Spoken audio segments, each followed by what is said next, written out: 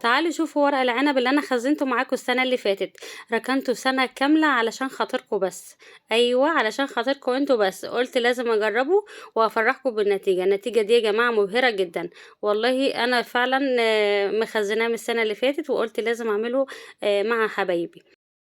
وقلت لازم افتحه معاكم علشان تشوفوا النتيجه بنفسكم.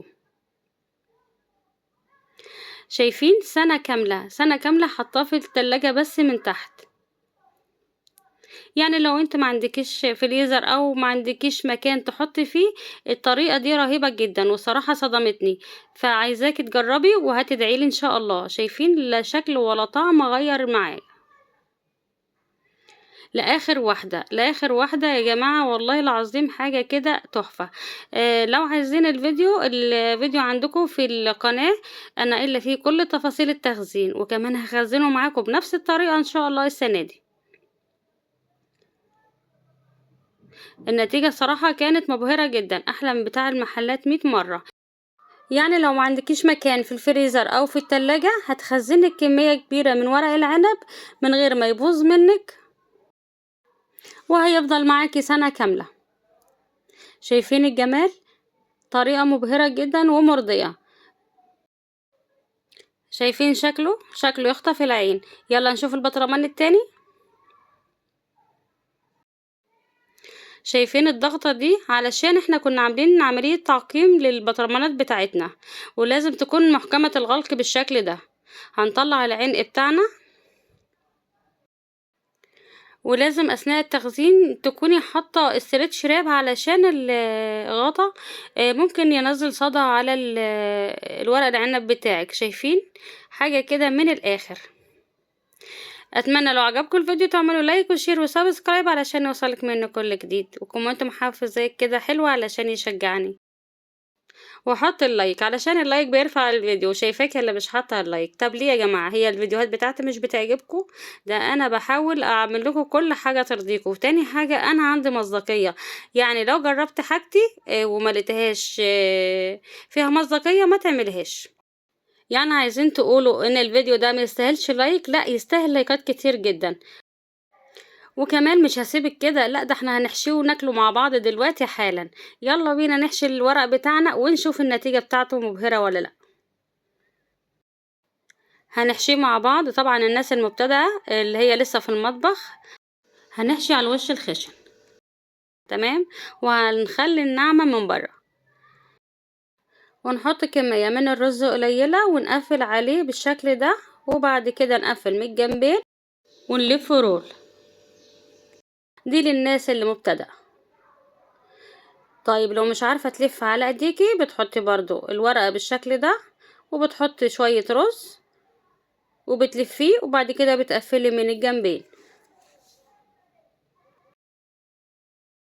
ونعمل تاني مع بعض. هنجيب الورق بتاعنا. شايفين الورق ده يا جماعة حجمه وسط حلو قوي، ما تجيبش الكبيرة قوي لان الكبيرة مش حلوة. تمام. بنحط كمية قليلة من الرز وبنلفها رول، وبعد كده بنقفل من الجوانب ونضغط عليها ضغطة كويسة علشان بس ما يفكش معانا واحنا بنسوي المحشي بتاعنا.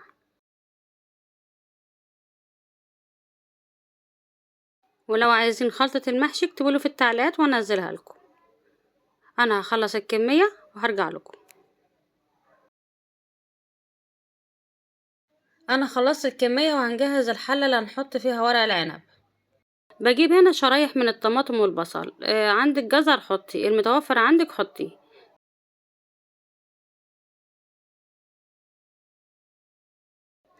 وهجيب كام ورقة من ورق العنب بتاعي وهرصه على الخضار.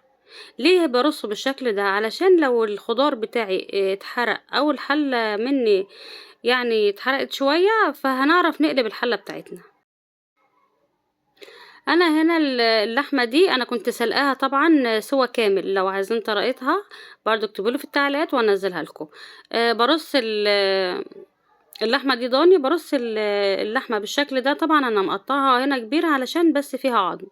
طبعا احنا عارفين ان اللحمه الضاني فيها عظم. تمام. وبعدين بجيب الورق بتاعي. دي الكميه اللي انا عملتها، شكلها تحفه. بجيب هنا برص الصوابع بتاعتي في الحله.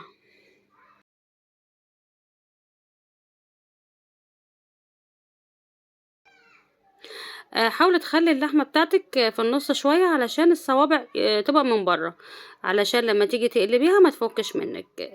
كل مرة هنرصها عكس التانية، يعني مرة بالطول ومرة بالعرض، علشان لما تيجي تقلبي حلتك ما تتفكش منك.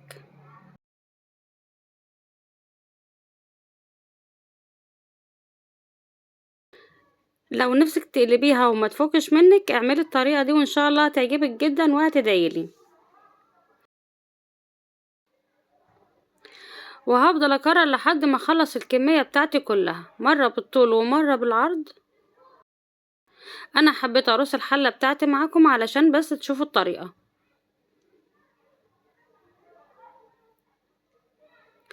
انا هنا سرعت الفيديو علشان الفيديو ما يبقاش طويل عليكم.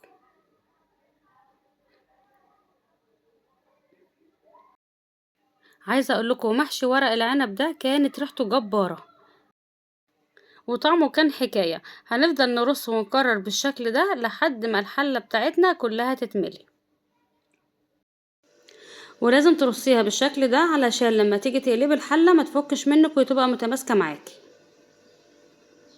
هعمل صف كمان، هخلص وهرجع لكم. خلاص انا خلصت المحشي بتاعي، هرفعه على النار وهزوده بالشوربه. الشوربه اللي عندي ضاني تمام، ولما تيجي تحط الشوربه بتاعتك لازم تكون تحتها بصفين. هخليه يغلي وبعد كده هدي النار ويقعد ساعة معاكي. ولو ما عندكيش شوربة هتجيبي مكعبين مرق ومية مغلية ومعلقة من الصلصة وهتحيقيهم وتحطيهم مكان الشوربة. خلاص كده انا هحط طبق علشان المحشي ما يفكش مني، وبعد ساعة هرجع لكم. وده شكل المحشي بعد مرور ساعة. يلا نقدمه مع بعض. بجيب طبق وبحطه على الحلة وبروح قلبها بالشكل ده.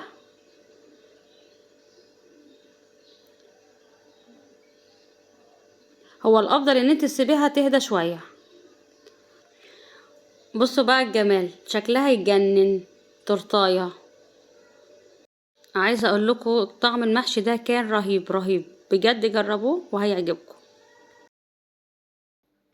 ولو عجبكم الفيديو اعملوا لايك وشير وسبسكرايب علشان يوصلك مني كل جديد.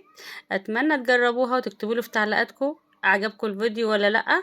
ودلوقتي اقول لكم باي باي.